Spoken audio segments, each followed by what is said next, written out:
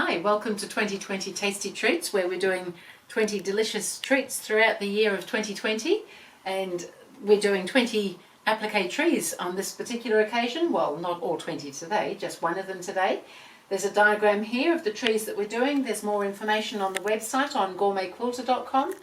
This is the forest that's growing. We've already done 6 trees, so we're on to tree number 7. So it's quite exciting. This time we've got a pear tree.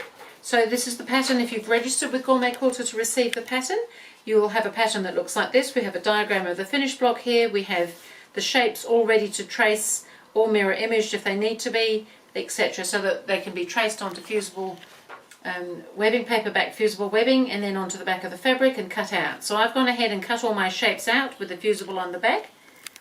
The pieces are numbered so that you can see that some of them go down before others. So number 1 will go down first because it's overlaid by number 2, etc. So where there's an overlap, that's likely to have that on there. So I'm just going to position my tree trunk, which is piece number 1, and then I'm going to put my pear, because I know it's a pear tree because it's shaped like a pear. I actually do own a pear tree in my garden, and it is not shaped like a pear. However, the pears are shaped like pears. So I'm just going to position my large pear on there. Now, just keep an eye on the side so that you're keeping it fairly equal in the middle there. It's looking pretty good.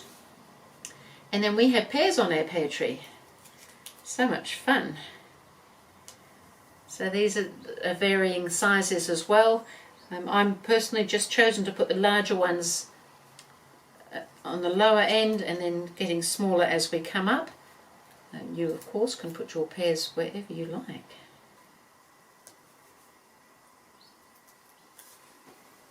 So I think that's kind of fun.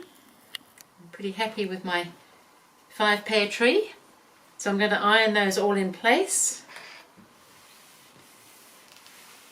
And I find when I'm doing free motion stitching, which is what I'll be doing for the applique, I like to have a stabilizer behind. So I'm using just a lightweight cotton batting as my stabilizer, so I'll be stitching all the way through that as well.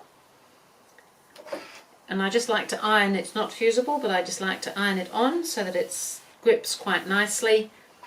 And now I'm ready to do some free motion stitching. Usually I try not to start and stop too often, however these pairs are quite separate, so they will all need to be done as separate little items. Otherwise I can start my trunk and do all of my main tree and end up back there in one go. So it's going to be kind of a fun little pear tree, I think. So I'm just going to start with my tree trunk and go around the main pear shape first. So I'm just free motion stitching, so my feed teeth are out of the way. I've just got a darkish grey thread in there, just a regular 50 weight cotton, a regular sewing needle, and I'm just having a good time. So I'm just skipping onto that green now, and I'll go all the way around the green.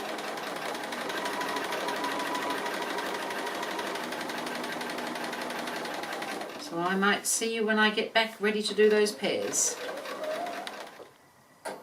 So I've finished doing around my large green pear tree shape, and I'm just on these smaller pears now. I've done 3 of them. Just got 2 little ones to go. So just start and stop with a couple of stitches on top of each other, and that locks it off. And 1 more to go.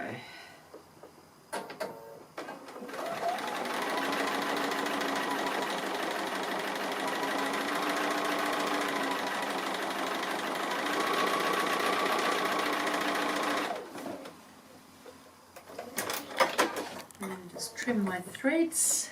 Because I've locked it off, I can just trim those threads off, and I like to give it a little press.